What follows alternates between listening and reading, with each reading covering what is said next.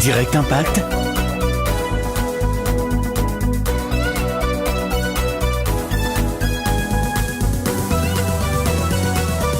Direct Impact, la radio qui vous apporte la vie. L'interview. Donc, Pasteur Maud, Pasteur Yvan, bonjour. Bonjour. Merci d'avoir accepté notre invitation sur ce plateau. Nous sommes vraiment honorés, en tout cas, que vous ayez pu venir passer ce moment avec nous. Et donc, nous avons quelques questions pour vous. Iska, je te laisse. Donc oui, bonjour Pasteur Yvan, bonjour Pasteur Modestine. Bienvenue sur le plateau de Direct Impact. Et donc, bienvenue aussi à cette première édition de la conférence Impact Cœur d'Europe. Voilà, je vais vous demander un peu vos impressions par rapport à cette première édition. Comment la vivez-vous? Quel est votre ressenti? Mon ressenti, c'est beaucoup d'actions de grâce. Oui. Beaucoup d'actions de grâce. Déjà, pour la vision déjà. Mhm. Voyez, Pasteur Christian a dit quelque chose de très pertinent. Il a dit que Bruxelles est la capitale de l'Europe. Oui. Paris est la capitale de la francophonie. Mhm. Donc les décisions qui se prennent à Paris affectent la francophonie, les décisions qui se prennent à Bruxelles affectent l'Europe. Tout à fait. Donc c'est bien, ça veut dire qu'à travers Bruxelles et Paris, on impacte et la francophonie et l'Europe. Gloire à Dieu. Donc déjà par rapport à ça, c'est vraiment il a vraiment entendu Dieu en fait. Il a vraiment entendu le Saint-Esprit, le cœur de Dieu pour l'Europe. Et puis par rapport à la conférence, je crois que beaucoup pensent comme moi. Beaucoup de sujets de rendre grâce à Dieu. C'était formidable. Première édition. On ne peut que bénir Dieu. Et puis on est toujours content et puis impressionné par la dynamique de l'Impact Centre Chrétien de Bruxelles. Franchement, Bruxelles, ICC, waouh. Pasteur Yvan, justement par rapport à ce que vous venez de dire, que pensez-vous de l'évolution de cette église Impact Centre Chrétien à Bruxelles, qui a été ouverte depuis mai 2011, si je ne me trompe pas? C'est ça, mai 2011, avec à peine 40 personnes le dimanche, votre premier dimanche. Donc ça veut dire que beaucoup de gens qui sont là étaient des bleus, ils n'étaient même pas là d'ailleurs. Oui. Et non, c'est vraiment... non, c'est fort. Hein. Alors là, on sait que c'est pas l'homme. On sait que c'est pas un homme. Dieu passe par des hommes, mais on reconnaît que c'est vraiment une dynamique du Saint-Esprit. Et puis surtout que beaucoup de gens disaient que Bruxelles, c'est compliqué. Il y a des gens qui m'ont dit Bruxelles, c'est compliqué. La Belgique, c'est le cimetière, comme Paris d'ailleurs. Le cimetière des églises. Et puis voilà. C'est superbe de voir ce que Dieu est capable de faire lorsque des gens sont disposés à obéir. D'accord. Alors, pour rentrer un peu plus dans le message que vous venez nous apporter ici, toutes ces prédications que vous nous avez données, ces conseils que vous nous avez donnés pendant les 3 jours, je vais essayer un peu de donner un petit extrait aux auditeurs qui n'ont pas pu être avec nous. Est-ce que vous pouvez un peu plus nous parler de la soif? Qu'est-ce que c'est que la soif de Dieu? On commence par les extraits ou on commence par la soif? On commence par la soif. Qu'est-ce que c'est que la soif? La soif, comme ça a été expliqué, c'est le désir, c'est le soupir. En fait, c'est important de soupirer. Jésus a dit, demandez, et on vous demandez, vous recevrez, cherchez, vous trouverez, frappez, on vous ouvrira. Et cherchez, là, c'est ça. Chercher, c'est la soif. C'est ce que dit Psaume 63, verset 2. Et on peut avoir le Saint-Esprit, il dit demandez, vous recevrez, ça veut dire qu'on peut avoir reçu le Saint-Esprit, mais ce n'est pas suffisant, il faut chercher, il faut avoir soif de la réalité de Dieu. Et la soif détermine ce après quoi vous allez courir, ce que vous allez poursuivre. Donc un chrétien qui n'a pas soif est un chrétien qui n'ira nulle part. D'accord. D'accord. Le titre donc de la conférence est bien « Ranimer le feu divin en vous ». Alors pour un chrétien qui, je le reprécise, qui n'est pas ici avec nous, qui n'a pas partagé ces 3 jours magnifiques où on a été vraiment édifié, quelqu'un qui ne comprendrait pas pourquoi c'est important d'avoir le feu divin, qu'est-ce que vous aurez à lui dire? Mais il le sait, hein. Le feu, c'est pas pour tout le monde. Le feu n'est pas désiré par tout le monde. Le feu est désiré par les personnes qui en ont assez des restrictions, des limites, des liens, des chaînes. Et la réalité, c'est que c'est ce qu'est la société aujourd'hui. La plupart des gens sont liés, sont oppressés, sont étouffés. La dépression, la peur, l'inquiétude, la pauvreté, les angoisses, les phobies, tout ça. Le monde est sous la puissance du malin. Donc en fait, la réalité, c'est que tout le monde a besoin du feu. Non, après, ça ne veut pas dire que tout le monde a soif de ce feu. Mais sinon, il y en a qui sont contents d'être esclaves. Il y en a qui en ont assez d'être esclaves et qui veulent sortir de l'esclavage, qui veulent sortir de ce qui les lie à l'intérieur. Et ceux-là, ils ont besoin du feu divin. D'accord. Il peut y avoir une petite confusion par rapport, je pense, pour les auditeurs, pourraient se dire, le feu, ça peut être l'onction. Et hier, vous avez bien fait la différence entre les deux. Est-ce que vous pouvez encore plus éclairer nos auditeurs par rapport à la différence entre le feu divin et l'onction? Ah, ils avaient écouté.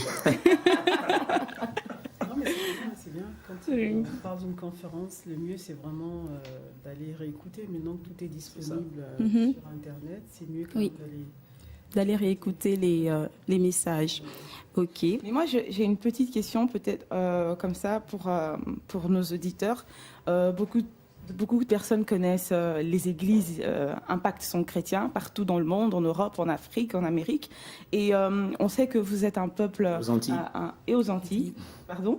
Et on sait que vous êtes un couple passionné de Dieu, passionné d'adoration. Vous êtes vraiment un couple qui a cette dimension d'adoration prophétique dont beaucoup en bénéficient. Est-ce qu'on peut dire qu'un des secrets des églises Impact sont chrétiens, c'est cette passion pour l'adoration? Non, on va dire ça, on n'est pas loin, mais on va dire ça différemment. On va dire qu'un des secrets d'Impact Centre Chrétien, ou je dirais ce qui caractérise l'ADN, voilà, l'ADN d'Impact Centre Chrétien, c'est le désir et le soupir et la quête du cœur de Dieu. Okay. Voilà, c'est ce qui se traduit par l'adoration. Mais en fait, c'est cette soif de Dieu, c'est ce soupir, cette poursuite du cœur de Dieu, c'est-à-dire faire du cœur de Dieu la priorité. D'accord. Voilà. Et nous aspirons à être une église bâtie par le Saint-Esprit, et pour la gloire de Dieu. C'est vraiment ça. Et donc ça se retrouve dans la manière d'exprimer cette quête à travers le chant, à travers l'adoration. Et c'est vraiment le cœur de Dieu. Parce qu'en fait, quelqu'un peut chanter beaucoup sans avoir le cœur de Dieu. Voilà. C'est pour ça que je fais la distinction entre les deux. Donc il faudrait être un véritable adorateur. Exactement. Parce que chanter, on peut chanter sans être un véritable adorateur. Exactement. Et il y en a beaucoup. Voilà, et moi j'ai encore une petite question justement par rapport à la véritable adoration. Comment pouvez-vous, est-ce que vous pouvez peut-être nous expliquer pourquoi il n'est pas facile, il est assez difficile de trouver justement des vrais adorateurs? Pourtant, nos églises sont remplies de personnes qui pensent être des adorateurs, mais bon, voilà. Jusqu'à ce que vienne l'enseignement. L'enseignement explique qu'en fait, la véritable adoration ne consiste pas à chanter. Mais donc, c'est ce qu'on a expliqué, et c'est pour ça qu'on renvoie tout le monde vers ce qui a été dit le samedi et le dimanche. Parce que le samedi, on a expliqué que signifie adorer en esprit. Et le dimanche, on a parlé de que signifie adorer en vérité. Et c'est vrai que vous savez que moi, j'ai reçu cette compréhension-là, ce mot l'année dernière. Je l'ai dit, j'adorais déjà en esprit en vérité. Oui, c'est bien de préciser. Oh non, rassurez-vous. Il y a beaucoup de choses qu'on faisait déjà avant, mais que le Saint-Esprit nous a expliquées après. Il y a des gens qui donnaient la dîme déjà avant, et après ils ont compris l'importance et la profondeur de la dîme après. Donc il ne faut jamais faire partie de ceux qui disent non, mais je ne savais pas. C'est pourquoi je ne faisais pas. Parce que Jean dit dans 1 Jean 2, verset 20 et verset 27, nous avons reçu l'onction de la part de celui qui est saint, et son onction, donc il parle du Saint-Esprit, nous donne de la connaissance et nous enseigne toutes choses. Donc il y a des choses que vous savez, que le Saint-Esprit vous a enseignées, mais en fait, vous ne l'avez pas appris à l'église, mais le Saint-Esprit vous l'a dit. Et moi, des histoires comme ça, j'en ai plein. Mon épouse et moi, on a souvent été éduqués par le Saint-Esprit sur des principes avant qu'on nous apprenne à l'église, enfin avant que j'entende d'autres en parler, quoi. Voilà. Et j'ai une petite question pour Pasteur Modestine, justement. Vous êtes un modèle, un exemple pour beaucoup de femmes. On voit que vous êtes... J'espère pour les hommes aussi, parce que... Bien sûr. Mais ma question est... À commencer par moi-même, d'ailleurs. Amen. Et donc, en fait, vous dites souvent, donc votre époux, le pasteur Yvan, a été vraiment un instrument entre les mains de Dieu pour vous aider donc à entrer dans cet épanouissement qui fait de vous, en fait, ce modèle pour beaucoup. Et donc, j'allais vous demander ici, qu'est-ce que vous pouvez peut-être dire ou donner comme conseil à ces hommes-là qui aimeraient être aussi ces hommes qui encouragent, qui poussent leurs femmes, qui aimeraient pousser leurs femmes à s'épanouir tout simplement. Pour qu'elles soient une bénédiction pour la société, pour leur famille, pour leurs enfants, voilà. Tout leur entourage en fait. Mais non, mais laissez-moi parler aux hommes. Oui, mais on veut savoir ce qu'elle a reçu et comment elle pourrait emmener les hommes à aussi donner cela à leurs femmes. Elle peut aussi emmener les femmes. Oui.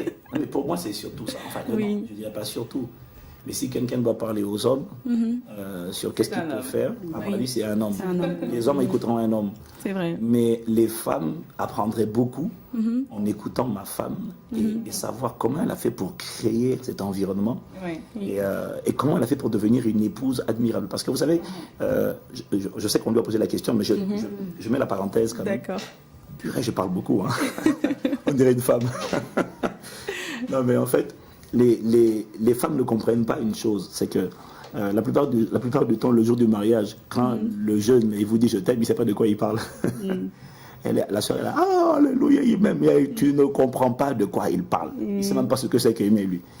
Mais en fait, chez un homme, aimer une femme, ce n'est pas juste un sentiment, une émotion. Les hommes aiment une femme lorsqu'ils finissent par l'admirer. C'est l'admiration qu'on porte à une femme qui fait en sorte qu'on la met sur un piédestal. On la sanctifie, on la met à part. Et ma femme a dégagé des vertus, des qualités qui, moi, m'ont sidéré, m'ont impressionné. Depuis le début, mais ça n'a jamais cessé de se renforcer. Et si une femme n'a pas ce genre de cœur, de caractère, de vertu, je pense qu'elle va impressionner les totos, les brocs, mais elle va pas impressionner quelqu'un qui est profond avec Dieu. Donc, je lui donne la parole maintenant. Ok, je ne sais pas si je vais répondre à la question tout de suite, mais c'est vrai que vous parliez tout à l'heure de la véritable adoration et de ce qui est un peu l'ADN que le Seigneur nous avait donné, à Impact Centre Chrétien dans la famille, Impact Centre Chrétien. Et je voudrais rajouter une chose, on en a dans le même sens que Pasteur Yvan. Je me suis rendu compte, et lui pareil, qu'en fait ce qui fait la différence dans la vie d'un homme, c'est l'état de son cœur. Et notre cœur intéresse Dieu. Et on ne peut pas parler d'adoration sans pour autant que le cœur s'y prête, parce qu'on fait beaucoup de choses aujourd'hui, aussi bien dans le corps de Christ, dans la vie d'une manière générale, mais ce qui fait vraiment la différence, c'est l'état de son cœur. Et le cœur intéresse le Seigneur, et de la même manière, notre cœur intéresse également l'ennemi. Et donc, si on ne fait pas attention à ce qu'on a à l'intérieur de soi, ce sera difficile de pouvoir donner quelque chose de meilleur, de donner le meilleur de nous-mêmes au Seigneur. Donc, notre cœur, on doit veiller vraiment sur son cœur. Savoir pourquoi on fait des choses, pourquoi on doit adorer le Seigneur, pourquoi on doit le servir. Toujours demander, Seigneur, qu'est-ce que... Alors, demander au Seigneur comment tu veux que je t'adore. En fait, c'est pas une histoire que je veux t'adorer, mais Seigneur, montre-moi comment je dois t'adorer. Avoir cette sensibilité-là dans la relation avec lui. Je voulais juste rajouter ça, c'est une histoire de cœur. Et maintenant, pour répondre à ta question, tout de suite, quel conseil? Quel conseil? Moi, si je peux donner un conseil aux femmes, notamment aux jeunes femmes qui veulent se marier, parce que là, on parle quand même d'un couple, on parle de nous. Aux femmes, mais c'est vraiment important d'avoir une bonne préparation. Parce que le mariage, la vie de couple, c'est pas une histoire juste de la robe blanche ou la cérémonie qu'on peut pas, mais c'est toute une vie. Et quand on veut s'engager dans une relation, on veut s'engager dans le mariage, il faut vraiment se préparer. Se poser la question, je rentre dans un foyer, qu'est-ce que je vais apporter à mon conjoint? Comment je vais faire pour rendre sa vie meilleure? Comment je vais faire pour simplement qu'il puisse, pour qu'il soit joyeux en fait, pour pas qu'il puisse pleurer tous les jours, mais qu'est-ce que je peux lui apporter? Voilà, ça c'est la bonne question. Est-ce que je vais lui apporter quelque chose de durable et que tous les jours je vais m'améliorer pour que je puisse faire la joie de son cœur? Voilà, ça c'est des bonnes questions qu'il faut se poser et vraiment j'encourage les femmes. Franchement, c'est une histoire de préparation et puis vraiment une histoire de relation avec le Seigneur. Se remettre en question tous les jours, vouloir devenir meilleur. Moi, je pense que c'est vraiment primordial, quoi. Alors, donc, en gros, rendez-vous à la conférence des femmes. Voilà, rendez-vous à la conférence des femmes. Ce sera le 10e anniversaire de Impact Conférence des femmes à Paris, au Palais des Congrès de Montreuil. La dernière semaine d'octobre, et le thème de la conférence, la conférence s'intitulera « C'est la femme sage qui bâtit ». Qui bâtit quoi? On va découvrir ensemble durant cette conférence. Pas qu'une maison, mais bâtir quoi? On verra ensemble une vie, bâtir un foyer, bâtir... On ne donne pas tout. Voilà. On va s'arrêter là, je laisse le suspense. Mais la préparation est primordiale. Voilà. Mais, je voudrais revenir sur une chose. Oui. Ma femme a parlé de le cœur. Mais qu'est-ce qui empêche les gens finalement d'être authentiques? d'adorer Dieu en esprit, en vérité, et donc de devenir des vrais adorateurs. On a dit que le centre, c'est le cœur. Mais en fait, ce qu'il faut comprendre, c'est que ce qui bloque tant de gens, et je l'ai dit pendant la conférence, le problème, ce n'est pas, le diable est trop fort. Non. Le problème, ce qui empêche le feu d'embraser, c'est notre cœur. Et donc, la qualité de notre adoration provient de notre cœur. Et en fait, ce dont on n'est pas conscient souvent, c'est qu'en fait, quand on vient au Seigneur, on a un cœur qui a déjà toute une histoire. Tout à fait. Qui a déjà tout un parcours, et donc qui a été brisé. Et un jour, j'ai regardé, quand Jésus dit « L'Esprit du Seigneur est sur moi, car il m'a oint pour proclamer la bonne nouvelle aux pauvres, annoncer la bonne nouvelle aux pauvres, guérir ceux qui ont le cœur brisé. » Mais en fait, le mot grec de briser, ça dit littéralement fracasser, broyer, casser en 1000 morceaux. Et ça, c'est exactement les cœurs avec lesquels chacun d'entre nous, en fonction de l'environnement où il a grandi, vient au Seigneur. Chacun de nous a un bagage, en fait.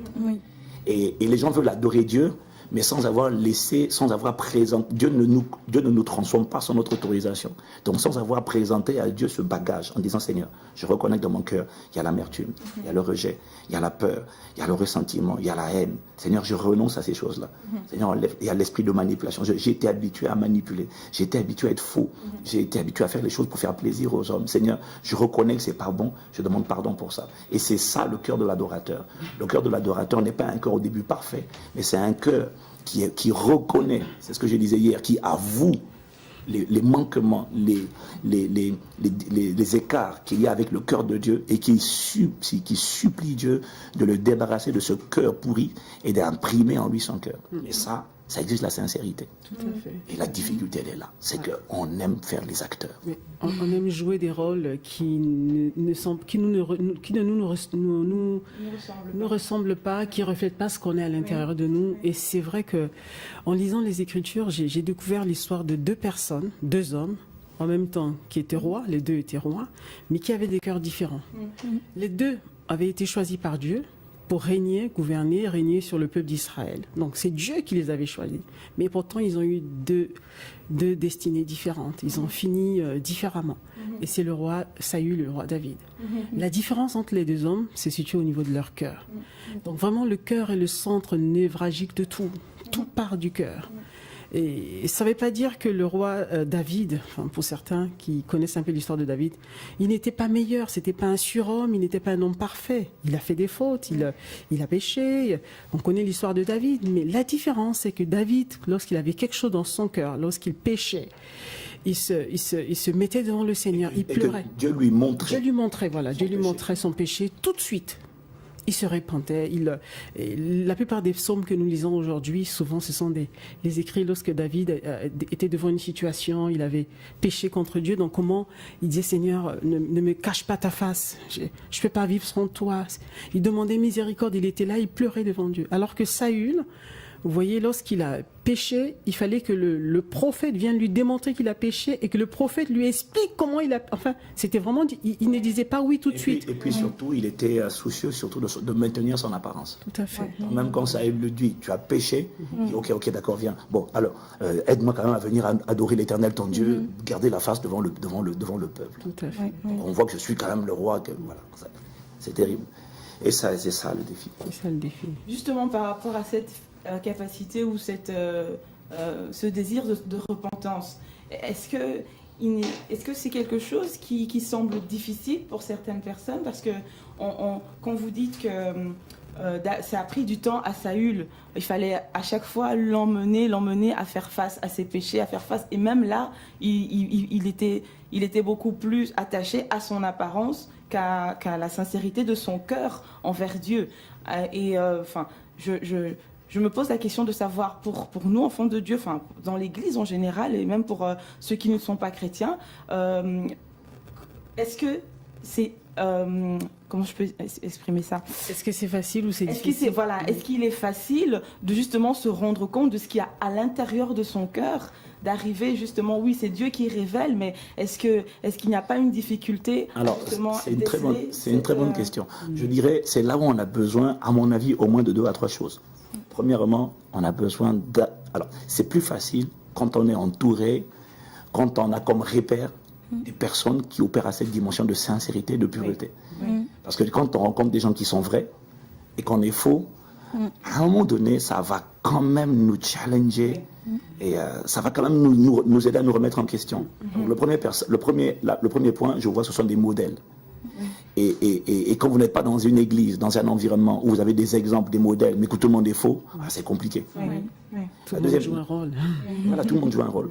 La deuxième chose que je vois qui est très importante dedans pour nous aider justement là-dedans, 1, ce sont les modèles. 2, c'est une forte présence de Dieu. Parce que la présence de Dieu expose les desseins des cœurs. La présence, la troisième chose que je dirais, c'est la parole. Quand je dis la parole, je ne parle pas de ce qui est écrit, je parle de la profondeur, de la révélation, du réma. Il faut la parole, mais il faut également la présence de Dieu. Parce que quand la présence de Dieu est très forte, même sans, regardez ce qui se passe dans l'adoration, même sans prédication, les gens sont déjà touchés, les gens commencent à pleurer parce que quand Dieu est présent, il est fortement présent, il y a le son de sa voix qui se fait entendre dans le cœur de chaque personne. Et chaque personne, j'ai rencontré une femme qui me dit qu'elle en voulait à son mari, tout ça là, elle avait décidé de demander le divorce, mais juste dans l'adoration, une voix lui a parlé, lui dit, mais est-ce que toi tu crois que tu es irréprochable? Bref, elle m'a dit, mais j'ai senti une telle misère en moi-même, je n'avais même pas prêché encore. Et puis maintenant, après, il y a la qualité et la profondeur de l'enseignement qui aide vraiment à ouvrir les yeux. Et oui, et ça aide à changer. Mais si on n'est pas dans un environnement où on a des gens qu'on peut imiter, on a la parole de Dieu qui est bien enseignée, on a la présence de Dieu, on se séduit en fait. On pense que parce que je suis ancien dans la foi, parce que je suis à côté des pasteurs, je suis un homme de Dieu, donc je suis au point, oh mon Dieu, miséricorde. Oui, Dieu est justement. compatient. Pasteur Yvan, ce que vous venez de dire, c'est vraiment quelque chose de pertinent pour moi parce que j'ai eu beaucoup d'auditeurs, de personnes qui m'ont posé la question, mais pourquoi à ICC l'adoration a une place énorme quand le culte commence? On sait que voilà, le pasteur va adorer, mais avant lui, il y a la chorale et puis il y a tous les orateurs qui passent, qui prennent aussi un moment d'adoration. Pourquoi l'adoration a une si grande place justement pendant le culte? Est-ce que vous pouvez l'expliquer aux auditeurs? Mais parce que l'adoration a une grande place dans le culte au ciel. Oui, voilà, tout simplement. Mais regardez, lisez Apocalypse, et d'ailleurs, alors déjà lisez Apocalypse, les anges chantent en permanence. Il y a l'atmosphère de la présence de Dieu. Dieu siège au milieu de la louange de son peuple, d'accord? Et le ciel est rempli de louanges, d'atmosphère de louanges. Et le livre le plus long de la Bible, c'est le livre des psaumes. Et c'est un livre. Les gens pensent que les psaumes, ce sont des textes. Non, les psaumes, ce sont des chants. Ce sont des chants qui sont joués avec des instruments. Donc en fait, Dieu agrée, Dieu aime la musique, mais lorsque la musique est inspirée par lui et que les paroles viennent de lui. Et que ce sont les hommes qui chantent ce que lui il agrée. C'est tout. Amen. Donc, je crois qu'on est dans le modèle biblique. Et c'est ça qui caractérise une église remplie, une église bâtie par le Saint-Esprit. Cela dit, vraiment, on ne va pas rester sur un pacte sans chrétien parce qu'on est quand même content et reconnaissant à Dieu de constater que c'est vraiment une dynamique qui est en train d'envahir le monde francophone. Et de plus en plus de gens, en fait, Dieu a fait en sorte que, à partir d'un pacte sans chrétien, sorte un son, une onde, une manière de chercher Dieu qui a défié beaucoup de pasteurs également. Et beaucoup sont humbles et puis ils ont également fait ce qu'on a fait, c'est-à-dire ils ont compris l'importance de la personne du Saint-Esprit et la soif, ils sont allés chercher le Saint-Esprit et du coup ça fait avancer plusieurs églises. C'est pas une église locale qui fera la différence, c'est un corps. Et donc on est content. Dieu a un peuple nombreux dans la francophonie et en Europe. Oui. Donc je pense qu'il y a beaucoup de vies qui doivent encore être touchées. Et c'est bien si l'onde se propage. Ça ne peut que servir le royaume de Dieu. Amen. Et il y a quelque chose qui va marquer pendant la deuxième journée de la conférence. Pasteur Yvan, vous avez parlé du fait que justement ce feu divin, cette capacité en fait à obéir à Dieu, donc être un sacrificateur, un adorateur, quelque chose qui pouvait se transmettre de génération en génération. Vous avez mentionné quelque chose comme ça, et moi ça m'a fait penser un peu à l'histoire du prophète Élie, qui était lui un prophète, un sacrificateur, mais que voilà, ses enfants n'avaient pas vraiment suivi, n'avaient pas reçu cet héritage. N'ont pas suivi l'exemple aussi, parce que tout à l'heure on parlait d'avoir de bons exemples, d'être à côté de bonnes personnes pour être, on va dire, sous la bonne influence, mais voilà. Oh, bah, c'est pas exactement ce que j'ai dit en fait. Je parlais pas dans ce contexte-là. Je parlais de savoir bâtir un autel à Dieu. Ok. Ceux qui ont écouté l'enseignement sur la véritable adoration ont compris que l'autel de Dieu c'est nous, c'est notre esprit. Ok. Et que lorsqu'on devient un bâtisseur de l'autel de Dieu. Ça veut dire qu'on devient un sacrificateur. On devient une personne qui aime le mot sacrifice et qui décide d'obéir à Dieu. À force d'obéir à Dieu et d'avoir soif de Dieu, il y a une dimension de sacrifice, de don de soi, de don de sa volonté qu'on est capable d'atteindre, où on devient le genre de personne pour lequel Dieu dit « à cause de toi ». À cause de David, à cause de Abraham, mon serviteur. Je vous rappelle que c'est vrai que Salomon a fini par mal se comporter, mais Dieu ne l'a pas détruit à cause de David. Et à cause de David, Dieu a gardé la tribu de Juda. Dieu a gardé toujours un descendant sur le trône d'Israël.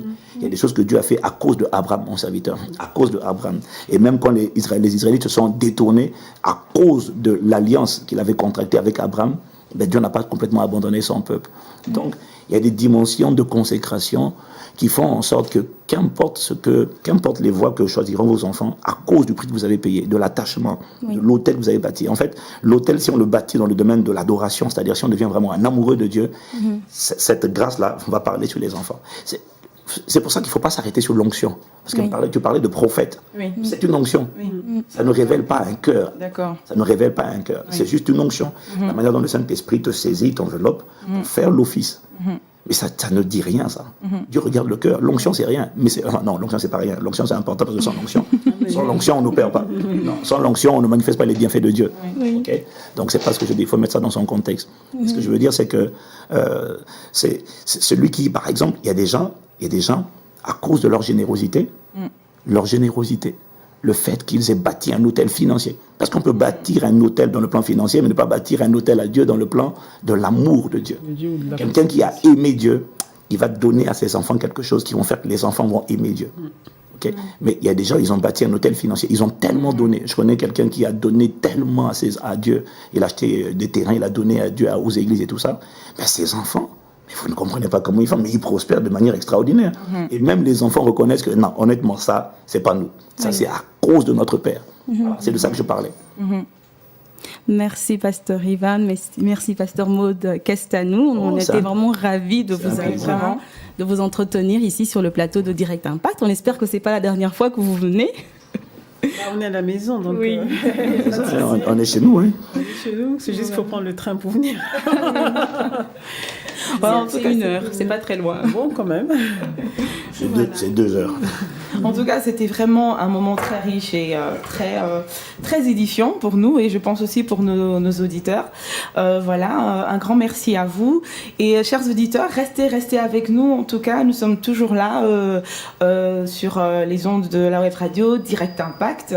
Donc, nous aurons tout de suite, dans quelques instants, la session donc de la dernière session de la conférence Impact Cœur d'Europe avec comme orateur le pasteur Mohamed Sanogo de l'Église d'Azner en Côte d'Ivoire. Donc, je pense le direct aussi sur le direct du culte, sur la web radio.